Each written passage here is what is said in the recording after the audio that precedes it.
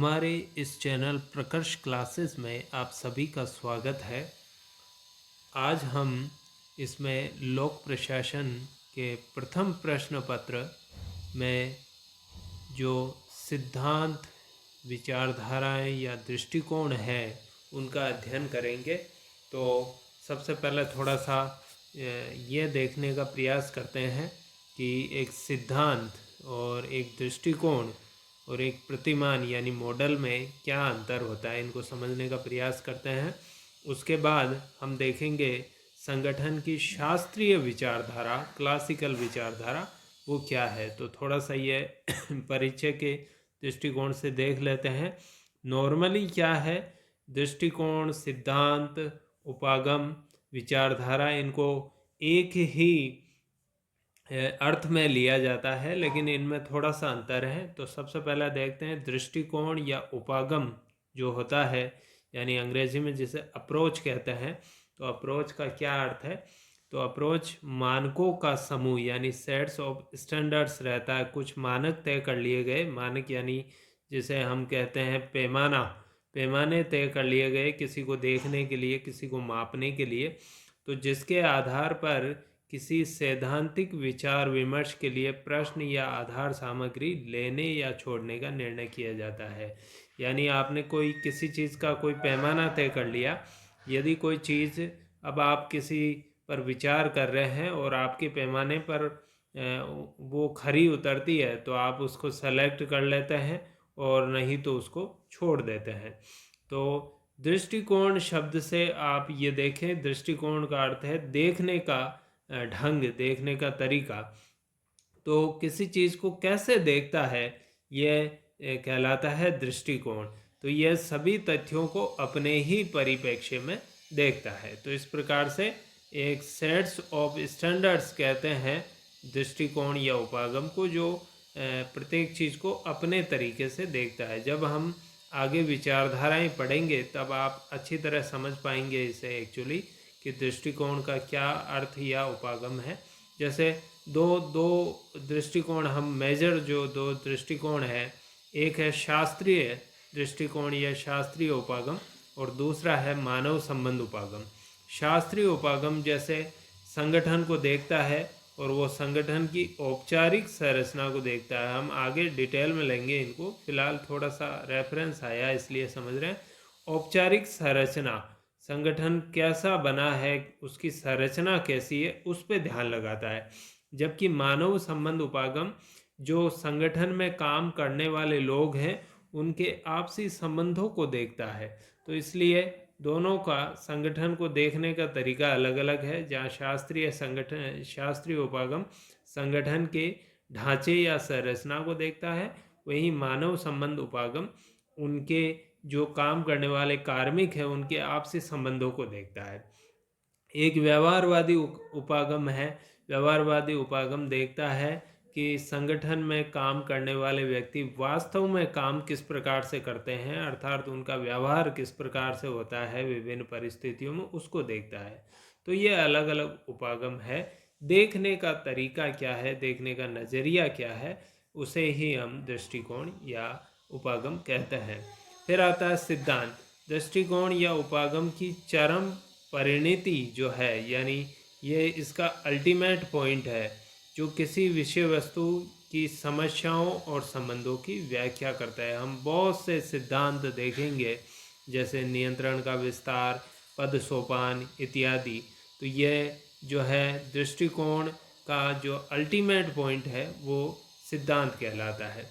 फिर है प्रतिमान। प्रतिमान मॉडल शब्द ये आप छोटी क्लासेस में भी पढ़ चुके हैं कि किसी वस्तु या विचार जो किसी कार्य या योजना को आदर्श या उदाहरण के रूप में प्रस्तुत करें।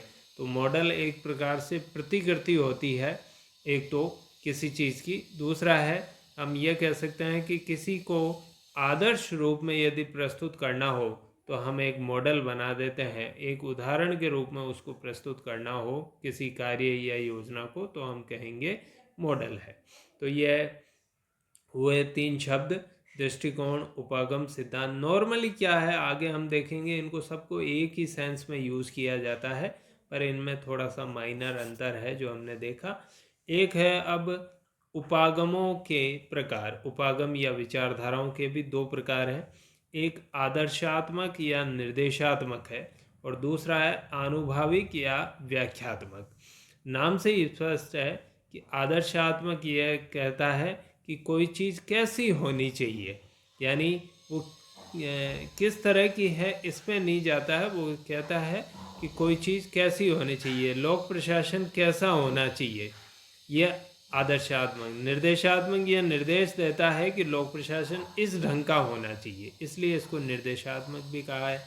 जबकि आनुभाविक या व्याख्यात्मक नाम से ही स्पष्ट है, ये केवल व्याख्या करता है, यानी प्रशासनिक क्रियाओं की यथार्थता पे जोर देता है कि कोई चीज़ कैसी है अभी जो भी है उसकी व्याख्या करता है। तो इसलिए इज का प्रयोग किया गया है, इसमें शुड का प्रयोग किया गया है कि कोई चीज़ कैसा होना चाहिए, है ना। तो इस प्रकार से दो अलग अलग यह है। ये केवल व्याख्या करता है कि क्या है, ये बताना चाहता है कि कैसा होना चाहिए। तो शास्त्रीय उपागम जो है संगठन का, वो आदर्शात्मक या निर्देशात्मक है। जबकि व्यवहारवादी उपागम जो है कि संगठन में व्यक्ति का एक्चुअल व्यवहार कैसा होता है उसकी व्याख्या करता है, इसलिए ये आनुभाविक या व्याख्यात्मक है।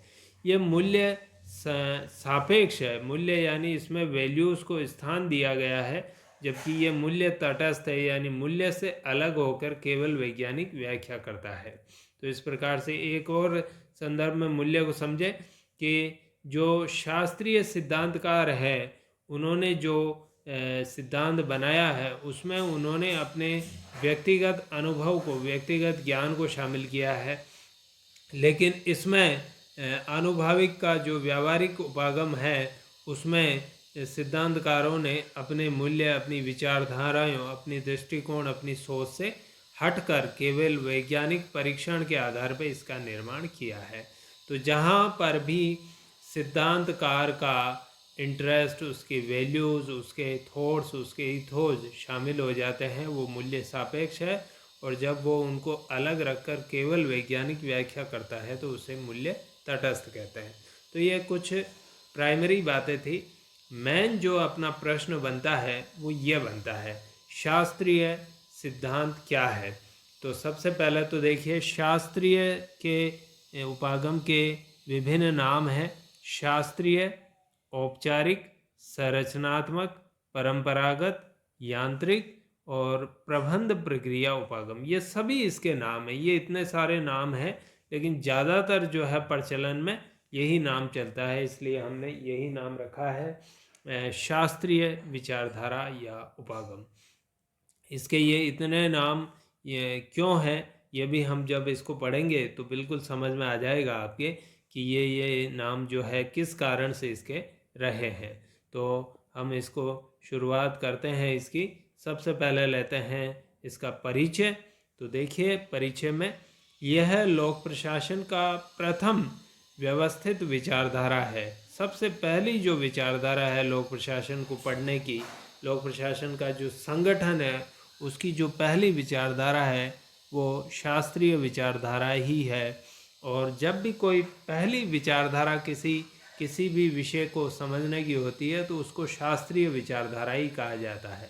तो सबसे जो पुरानी विचारधारा है, यानी अन्य विचारधाराएं बाद में आई और ये सबसे पहले आई। किसी विषय को या उसकी विषय वस्तु को समझने की जो विचारधारा होती है उसका व्यवस्थित अध्ययन किया जाता है।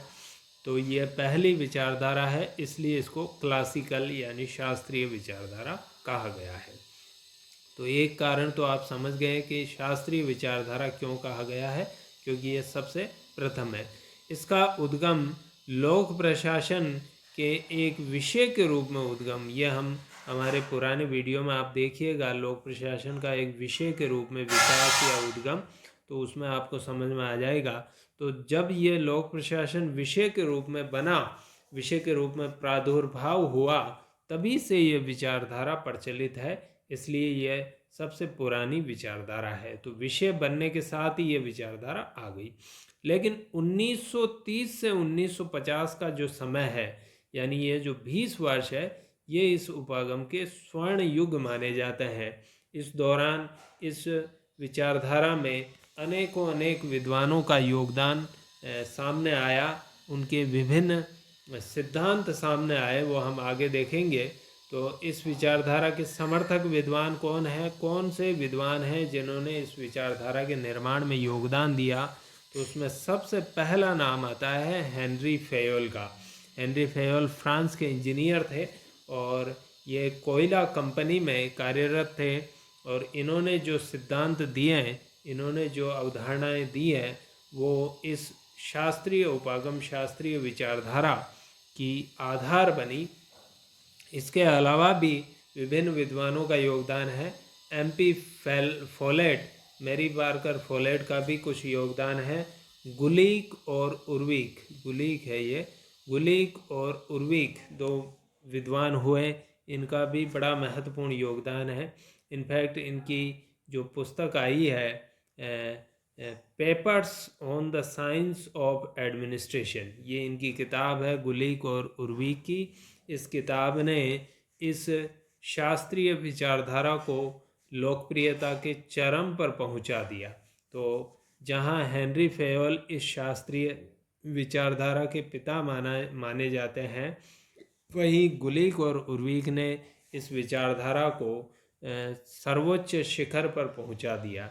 इनका इतना महत्वपूर्ण योगदान। इसके अलावा मोने और रेले, ये अमेरिका में जो है थे विद्वान संबंधित। गुलीक उर्विक ब्रिटेन से थे। तो गुलीक उर्विक का जहाँ ब्रिटेन में और यूरोप में इस विचारधारा को लोकप्रिय बनाया, वहीं मोने रेले ने अमेरिका में इस विचारधारा को अत्यधिक लोकप्रिय बनाया। इसके अलावा शेल्टन एक अन्य विद्वान, विलोबी और वाइट ये भी विद्वान थे। इन्होंने अपने लेखों से, अपनी रचनाओं से इस शास्त्रीय विचारधाराओं को जो है बहुत ही लोकप्रिय बनाया। आगे चलिए अब समझते हैं कि शास्त्रीय विचारधारा कहना क्या चाहती है, इसका केंद्रीय विचार क्या है, ये इसका की पॉइंट है। देखिए, दो लक्ष्य लेके चलती है शास्त्रीय विचारधारा। दो लक्ष्य क्या है? एक कार्य कुशलता और एक मितव्ययता। अंग्रेजी में कहें तो इफ़ेक्टिवनेस और इकोनॉमी। इफ़ेक्टिवनेस का अर्थ है कि जो है परिणाम जो प्राप्त हो किसी का भी, वो अधिकतम प्राप्त हो। यानी कहने का अर्थ है कि कोई भी कार्य आप करें तो वो चाहता है, कार्य कुशलता का अर्थ है कि आप तब कार्य कुशल होंगे जब आप उसमें 100% जो है परिणाम आप अपने प्राप्त करें।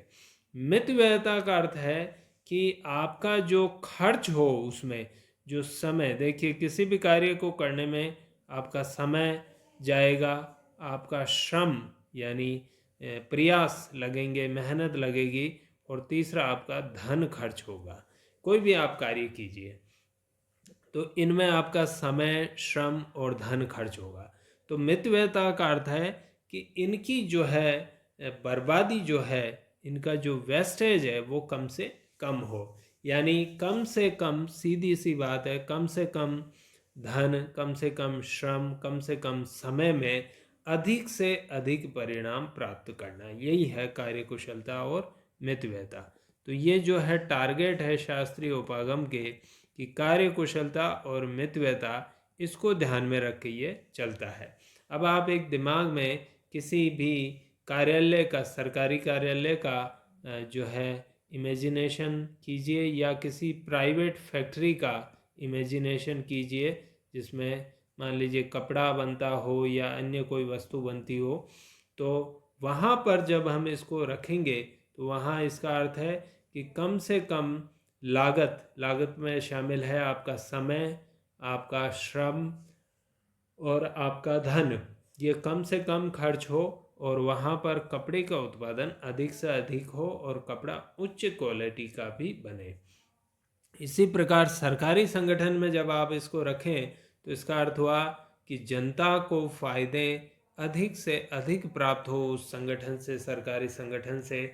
उस सरकारी संगठन का जो भी कार्य है, जैसे बिजली पहुंचाना, परिवहन की सेवाएं आपको देना, या आपको जो है स्वास्थ्य प्रदान करना, चिकित्सालय है तो ये ज़्यादा से ज़्यादा लोगों तक उस संगठन की, सरकारी संगठन या कार्यालय की सेवा पहुँचे, लेकिन उसको जो खर्चा करना पड़े वो कम से कम हो। तो यह कहलाएगा आपका मितव्ययता और कार्य कुशलता। तो अब आप ध्यान में इन्हीं चीज़ों को रखिएगा, तो आपको ये जो है सिद्धांत बहुत ही आसानी से ये उपागम क्लियर होगा। तो लक्ष्य 2 है कार्यकुशलता, मितव्ययता। इससे प्रेरित होकर उपागम मुख्य रूप से 2 पहलुओं पर ध्यान देता है। अब ये 2 पहलू क्या है जो समझिए, संगठन की संरचना और दूसरा है प्रबंधकीय कार्य प्रणाली। अब इसे समझिए आप। संगठन की संरचना का अर्थ है कि संगठन किस प्रकार से बनाया जाएगा। अब संगठन बनाने का अर्थ ये नहीं है कि एक भवन बना दिया, जैसे सरकारी कार्यालय की बिल्डिंग बना दी, आपके कॉलेज की बिल्डिंग बना दी, या फिर जो है किसी हॉस्पिटल का भवन बना दिया, या कोई प्राइवेट फैक्ट्री या कोई कंपनी है तो उसका भवन बना दिया। ये नहीं है। संरचना का अर्थ है कि जो संगठन में जो काम करेंगे, उस कार्यालय या उस फैक्ट्री में जो व्यक्ति काम करेंगे, वो किस प्रकार से पदस्थापित होंगे, यानी कौन किस पद पे लगाया जाएगा, साथ ही साथ कौन तो बॉस होगा और कौन अधीनस्थ होगा। इसे हम पद सोपान, एक शब्द आएगा, पद सोपान एक सिद्धांत है ये हमारे लोक प्रशासन का। उसमें हम देखेंगे, जैसे मान लीजिए ए सबसे प्रमुख उस संगठन का बॉस है, उसके नीचे मान लीजिए बी और सी कार्यरत हैं। बी और सी के नीचे इधर मान लीजिए एक्स और वाई कार्यरत है, और इधर मान लीजिए पी और क्यू कार्यरत है। इसी प्रकार से इनके नीचे भी व्यक्ति हो सकते हैं और सबके नीचे व्यक्ति कार्यरत हो सकते हैं। तो यह कहलाती है इसकी पद सोपान।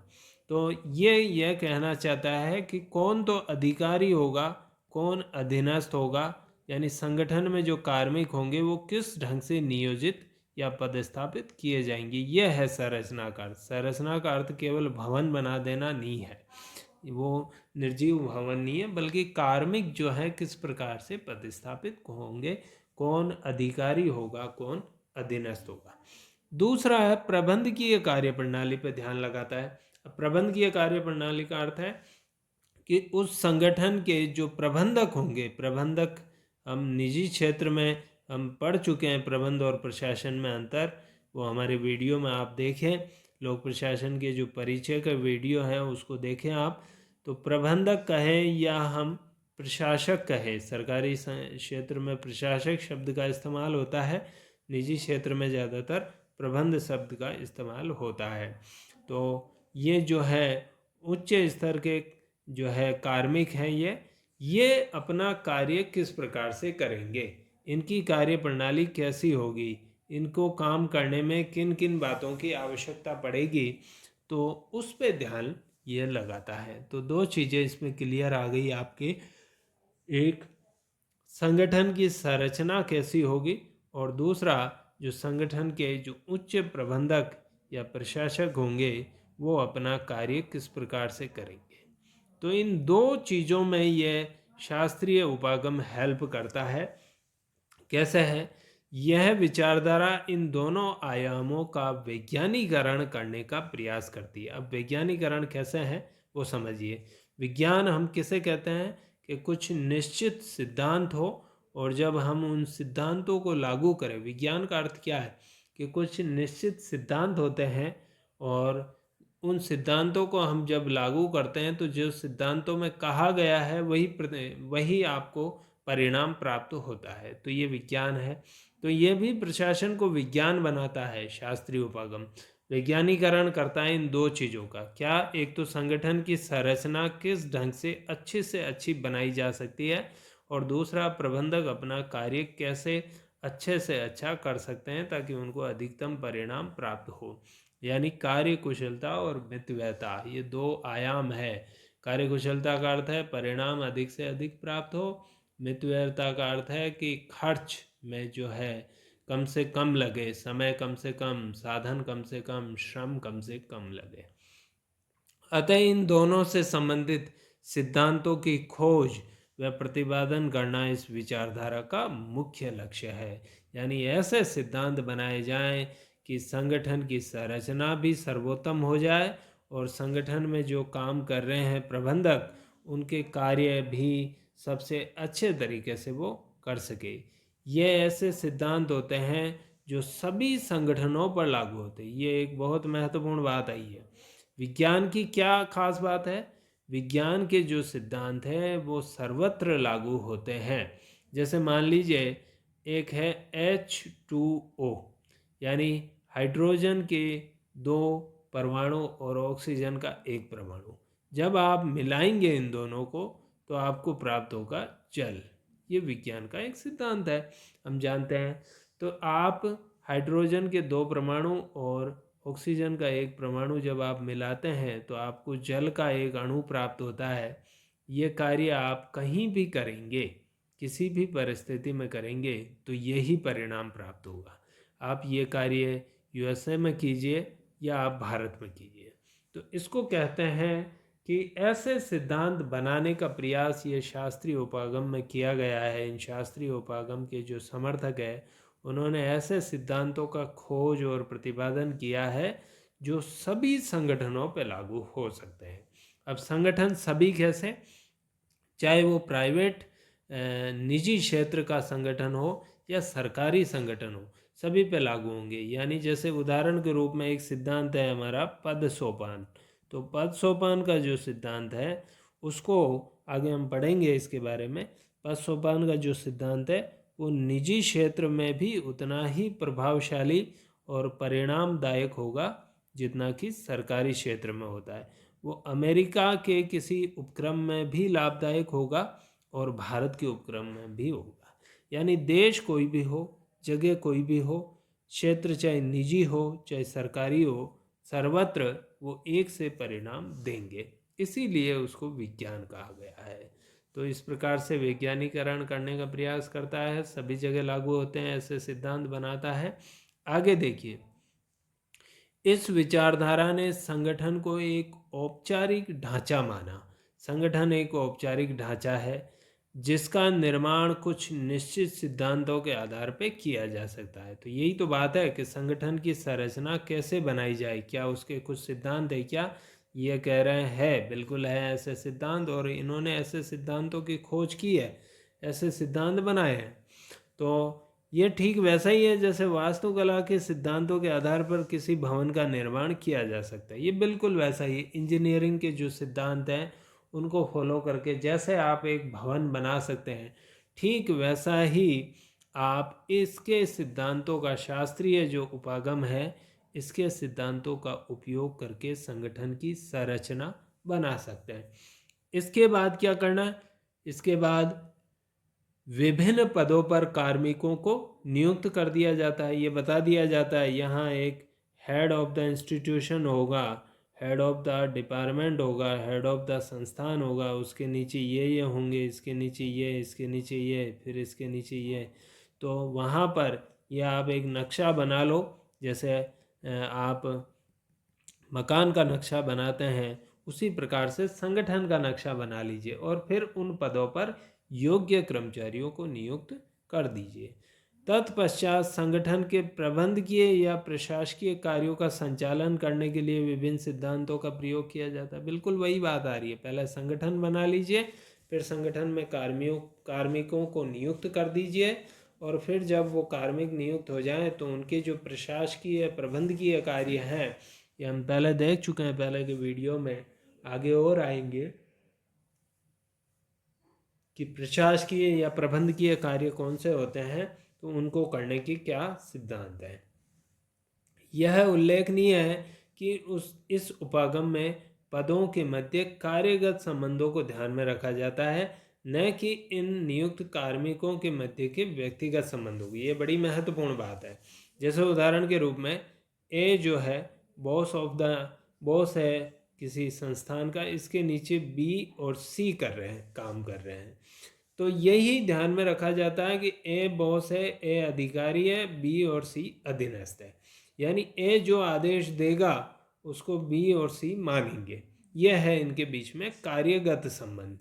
इनके बीच में व्यक्तिगत संबंध क्या है? जैसे मान लीजिए कि बी और सी जो है ए के बेटे हैं तो ये व्यक्तिगत संबंध हुआ। इसका यहाँ ध्यान नहीं रखा जाता है, वो चाहे बेटे हो या न हो या कोई व्यक्ति हो, इनके बीच में क्या रिलेशन है, इससे कोई सरोकार नहीं है। यहाँ पे केवल ये ध्यान रखना है कि कौन बॉस है और कौन उसका अधीनस्थ है। आगे लेते हैं हम इस विचारधारा की विशेषताएं, और बड़ी ही महत्वपूर्ण इसकी विशेषताएं हैं। हम देखते हैं एक एक को। पहला है संरचना, यानी शास्त्रीय विचारधारा संगठन की औपचारिक संरचना के निर्माण पर जोर देती है। औपचारिक और अनौपचारिक दो चीज़ें होती है। औपचारिक का अर्थ है कि कौन अधिकारी होगा, कौन उसका अधीनस्थ होगा, ये औपचारिक संरचना है। औपचारिक संरचना वो है जो लिखित है, जो नियमों से चलती है। दूसरी होती है अनौपचारिक संरचना, यानी इन व्यक्तियों के बीच में जो ये काम कर रहे हैं, इनके बीच में कुछ व्यक्तिगत संबंध भी हो सकते हैं। जैसे ये सभी एक ही शहर के रहने वाले हो तो इनमें आपस में लगाव हो सकता है, या ये जो है इनका पारिवारिक रिश्ता हो तो भी हो सकता है। तो ये अनौपचारिक संबंध है, इनका जो है यहाँ कोई लेना देना नहीं है। तो औपचारिक संरचना यानी कौन बॉस होगा, कौन कुछ किसके अधीन होगा, यह औपचारिक संरचना इसी पे जोर देती है। इसके अनुसार प्रत्येक संगठन की संरचना के कुछ निश्चित सिद्धांत हैं जिनके आधार पर संगठन की वैज्ञानिक संरचना का निर्माण किया जा सकता है और इसे अधिकतम कार्यकुशलता और मितव्ययता सुनिश्चित कर सकती है। यानी कहना चाहता है कि कुछ सिद्धांतों को फॉलो कीजिए। ये सिद्धांत कौन से आगे देखेंगे हम। उन सिद्धांतों के आधार पर संगठन की संरचना बना लीजिए, तो आपका जो संगठन बनेगा वो कार्यकुशल भी बनेगा और मितव्ययी भी बनेगा। इस उपागम के समर्थक विद्वानों ने ऐसे सिद्धांतों की खोज में सर्वाधिक रुचि ली है। अभी हम समर्थक विद्वान देख चुके हैं, हेनरी फेयोल, मूने, रेले, गुलिक, उर्विक। तो इन लोगों ने जो सिद्धांत बताए हैं, ढेरों सिद्धांत इन लोगों ने प्रतिपादित किए हैं संगठन के कामकाज को चलाने के और संगठन की संरचना स्ट्रक्चर बनाने के। तो दो ही चीज़ें हैं, स्ट्रक्चर संरचना कौन सी, औपचारिक, और दूसरी चीज़ क्या है कि उसकी मैनेजरियल प्रोसेस, यानी उनके जो कामकाज होंगे वो किस किस सिद्धांतों से होंगे। इन दो के खूब सिद्धांत आपको आगे मिलेंगे। संगठन बना लीजिए, उसका काम क्या कैसा होगा वो बताइए। फिर है आदर्शात्मक निर्देशात्मक। अभी हम थोड़ी देर पहले देख चुके हैं। आदर्शात्मक या निर्देशात्मक उपागम वो होते हैं जो निर्देश देते हैं कि आप ये कार्य कीजिए, कुछ स्टैंडर्ड कर देते हैं, स्टैंडर्ड आपको दे देते हैं कि इनके अनुसार कार्य कीजिए। तो शास्त्रीय विचारधारा संगठन का मानकीकरण करती है। मानकीकरण यानी तय कर देती है पहले से ही कि आपको ये करना है। संगठन का स्वरूप कैसा होना चाहिए, उसमें काम का विभाजन, काम का वर्गीकरण और समन्वय के क्या आधार होने चाहिए। तीन चीज़ें बड़ी महत्वपूर्ण शब्द हैं। काम का विभाजन करना, काम का विभाजन और काम का वर्गीकरण, दो चीज़ें हैं। पहले काम का वर्गीकरण समझिए। काम का वर्गीकरण का अर्थ है कि काम के अलग अलग वर्ग बना देना। जैसे मान लीजिए एक फैक्ट्री है, फैक्ट्री में कुछ क्रय होंगे, कुछ माल खरीदा जाएगा, विक्रय होगा, माल बेचा जाएगा, कुछ वित्तीय गतिविधियां होगी, धन से संबंधित गतिविधियां होगी। तो ये तीन भागों में काम का वर्गीकरण हो गया, इसे कहते हैं वर्गीकरण। यानी काम को अलग अलग ग्रुप में बांटना, वर्गीकरण। फिर उस काम को व्यक्तियों में बांटा जाता है, तो इसे कहेंगे हम कार्य विभाजन।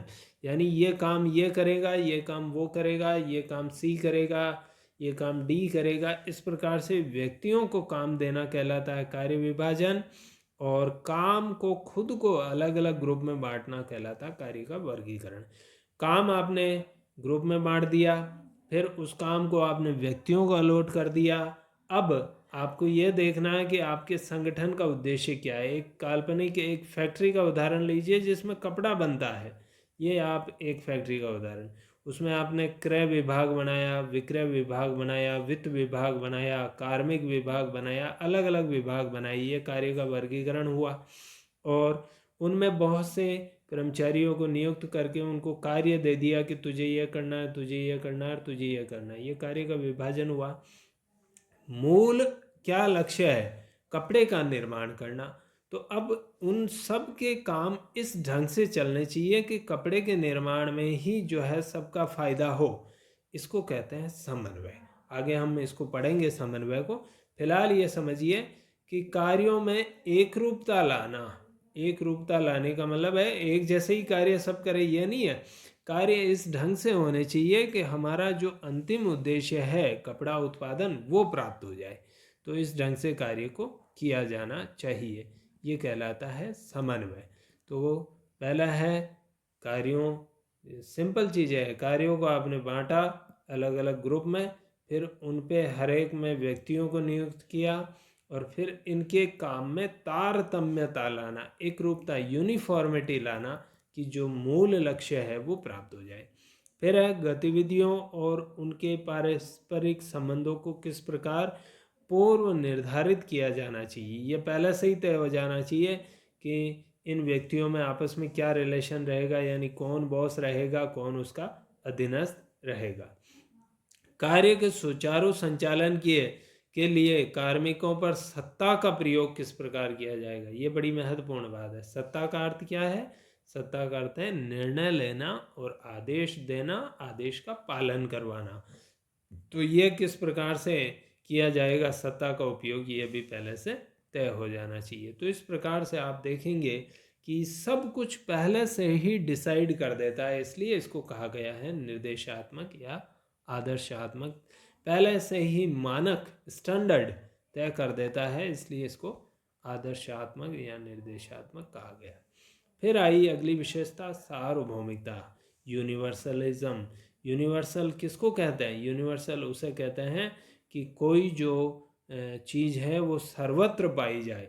तो हम पहले देख चुके हैं कि ये सभी जगह लागू होते हैं उसको।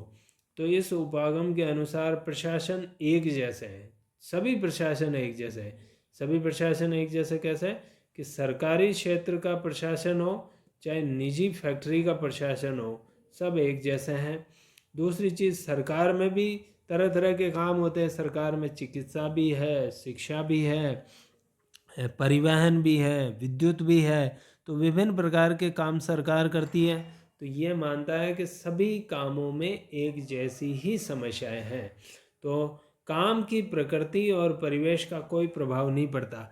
अमेरिका में काम करो, चाहे भारत में करो, चाहे यूरोप में करो, चाहे चीन में करो, चाहे जो है रूस में करो, सब जगह एक ही समस्याएं आपके सामने आएगी, ये मानता है। अतः सभी संगठनों के समान सिद्धांतों का अनुसरण किया जा सकता है। इसीलिए इसने कहा है कि हम तो कुछ ऐसे सिद्धांत बनाएंगे जो सभी देशों में लागू होंगे, सभी काल परिस्थितियों में लागू होंगे, सभी कार्यों पर लागू होंगे। कार्य चाहे सरकारी हो चाहे निजी हो, सब पर एक से सिद्धांत लागू होंगे। इसलिए इसको सार्वभौमिक कहा गया है। इस प्रकार यह उपागम संगठन प्रणाली को पर्यावरण से विमुख बंद व्यवस्था मानता है। अब पर्यावरण से विमुख का अर्थ है अमेरिका का अलग संस्कृति है, भारत की अलग है, रूस की अलग है, यूरोप की अलग है, ऑस्ट्रेलिया की अलग है, चीन की अलग है, लेकिन ये ऐसा नहीं मानता है। तभी तो ये कह रहा है कि सब जगह एक सी समस्याएं आती है, इसलिए इसको बंद व्यवस्था मान लिया। यानी संगठन पर उसकी संस्कृति का, उसके परिवेश का, उसकी परिस्थितियां कैसी है का कोई प्रभाव नहीं पड़ता है। वास्तव में प्रभाव पड़ता है तो ये इसकी एक कमी भी आप इसको कह सकते हो कि इसने ये कमी रख दी, लेकिन फिलहाल इसकी ये विशेषता है कि यह सभी प्रशासन एक जैसे मानता है। फिर आइए अगला है यांत्रिकता। ये उपागम संगठन को एक मशीन मानता है, यंत्र को एक यंत्र के भांति, जैसे एक मशीन होती है वैसे ही संगठन है। हालांकि उसमें काम करने वाले व्यक्ति सजीव है, लेकिन ये उसमें उनको सजीव न मान के उन कर्मचारियों को मशीन का पुर्जा मानता है। कि जैसे पूरी मशीन में एक बड़ी सी मशीन हो और मशीन में अलग अलग पुर्जे होते हैं, पुर्जे बिल्कुल निर्जीव हैं, मशीन बिल्कुल निर्जीव है। तो मशीन में आप जब करंट दोगे और वो करंट है पैसा, तो उन कर्मचारियों को जब आप पैसा दोगे तो वो बिल्कुल काम करेंगे, धन दोगे तो काम करेंगे। ये उपागम संगठन में कार्मिकों की औपचारिक भूमिका को ध्यान में रखता है। औपचारिक भूमिका कौन सी? कि वो किस काम के लिए आया गया है, किस काम के लिए उसको लगाया गया है। जैसे एक व्यक्ति को मान लीजिए अध्यापक बनाया गया है कॉलेज में, तो जो है प्रोफेसर बनाया गया है, तो वो पढ़ाने के लिए है। तो बस वो पढ़ाने का उसका काम क्या है उसको ध्यान में रखता है, न कि उसके बाकी कामों को। कोई भी काम जो उसके पारिवारिक काम है, वो किन लोगों से मिलता है, किन लोगों से के साथ उठता बैठता है, उस पर इसका ध्यान नहीं है। न कि कार्मिक। अच्छा, कार्मिक का भी ध्यान नहीं रखता कि उसका जो है स्वास्थ्य कैसा है, उसकी आदतें कैसी है, उसका व्यवहार कैसा है, इस पे ध्यान नहीं देता है। यह मानव और उसके कार्यों को पृथक पृथक विचार करता है। मानव जो है एक अलग चीज़ है, क्योंकि मानव को यह मानव समझता ही नहीं है। एक्चुअली ये क्या समझता है? उसको पुर्जा, एक उपकरण समझता है। इसलिए उसकी फीलिंग्स को, उसकी जो सामाजिक मनोवैज्ञानिक जो आवश्यकताएं हैं, उनको ये ध्यान में नहीं रखता है। ये केवल उसकी आर्थिक आवश्यकता को ध्यान में रखता है। यदि कार्मिक ठीक से कार्य नहीं करता है तो उसे संगठन से बाहर करने की सिफारिश भी करता है।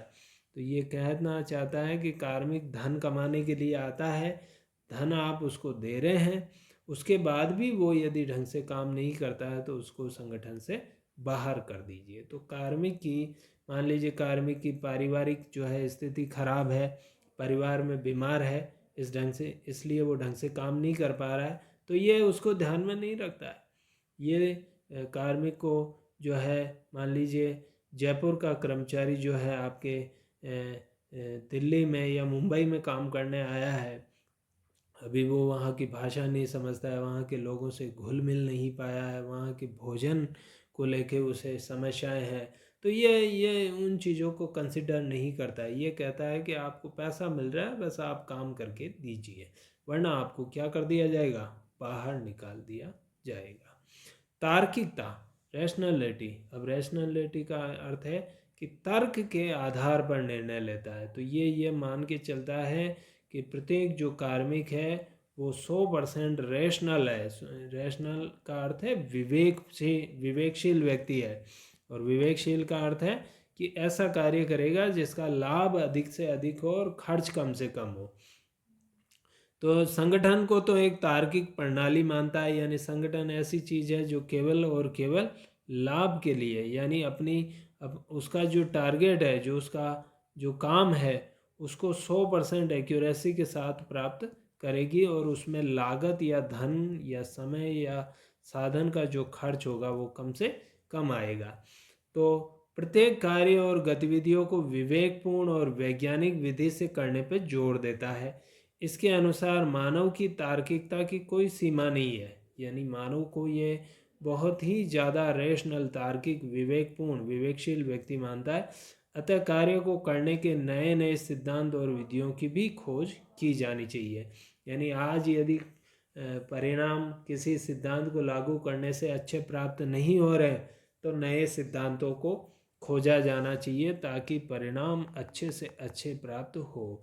यानी ये कुल मिला के आउटपुट मैक्सिमम चाहता है, उनमें निरंतर सुधार और संशोधन किया जाना चाहिए। इस दृष्टि से यह तथ्यों पर जोर देता है और मूल्यों और भावनाओं की उपेक्षा करता है। अभी मैंने उदाहरण दिया, जयपुर का व्यक्ति नहीं समझ पा रहा है, महाराष्ट्र की भाषा नहीं समझ पा रहा है, वहाँ के खान पान के साथ अभ्यस्त नहीं हुआ है, वहाँ की संस्कृति के साथ अभ्यस्त नहीं हुआ है, ये इसके लिए ये चीज़ें फालतू की बातें हैं। इसको तो ये देखना है कि आपको वेतन दिया जा रहा है, मान लीजिए 50,000 रुपये, तो अब आप हमें तो 50,000 रुपये का काम करके दिखाओ, बाकी बातें ख़त्म, हमें कोई लेना देना नहीं है आपकी। आप किस कल्चर से आते हो, आप किस बैकग्राउंड से आते हो, आप क्या सोचते हो, क्या समझते हो, बिकॉज दे ये जो है कंसिडर करता है मानव को क्या, एक पुर्जा।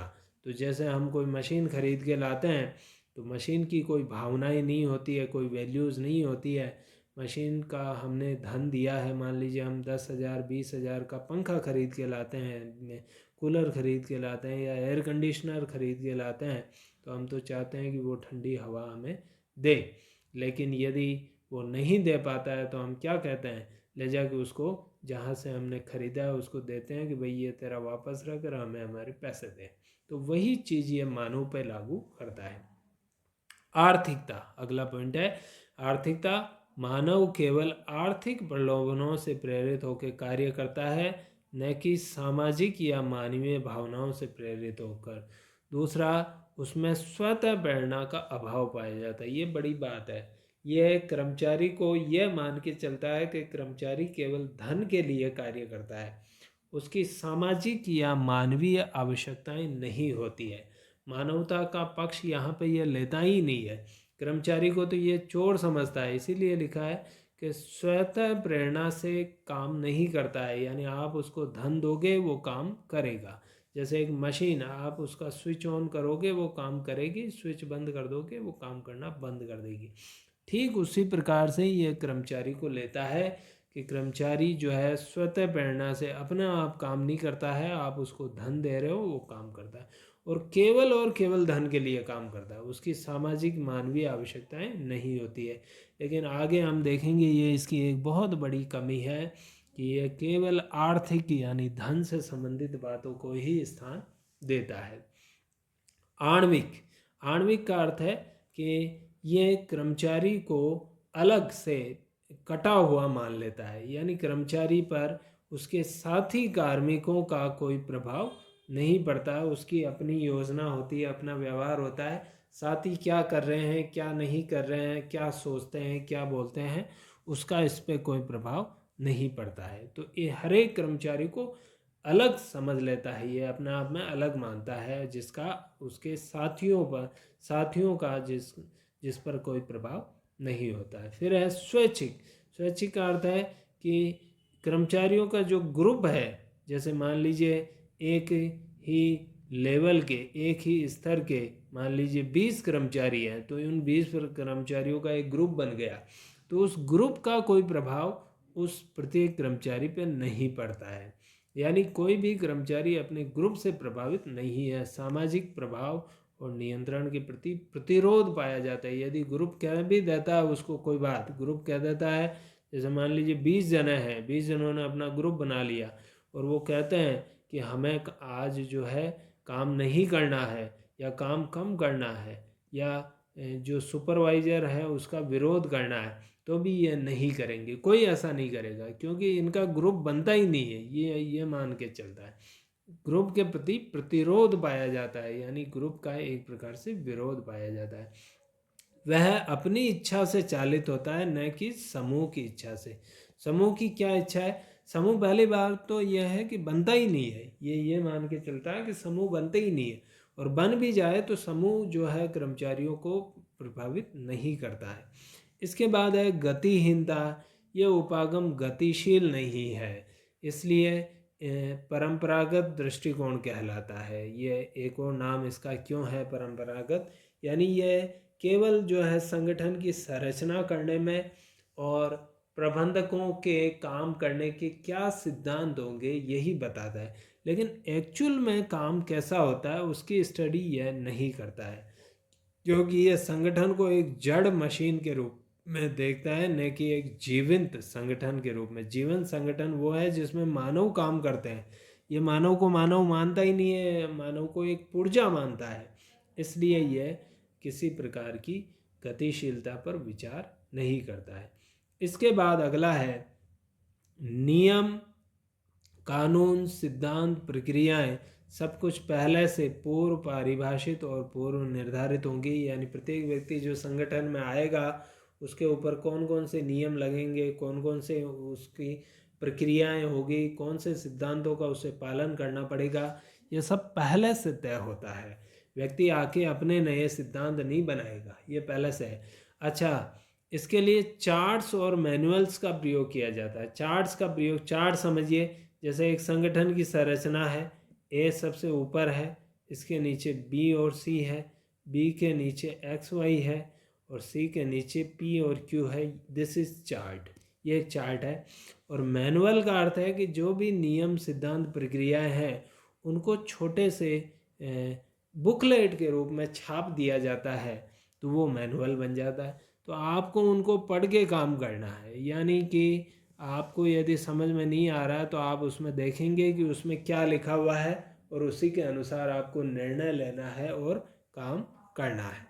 फिर है संगठन की इकाइयों और गतिविधियों के मध्य समन्वय स्थापित करना इस उपागम की दृष्टि से अति महत्वपूर्ण है। समन्वय भी यह स्थापित करता है।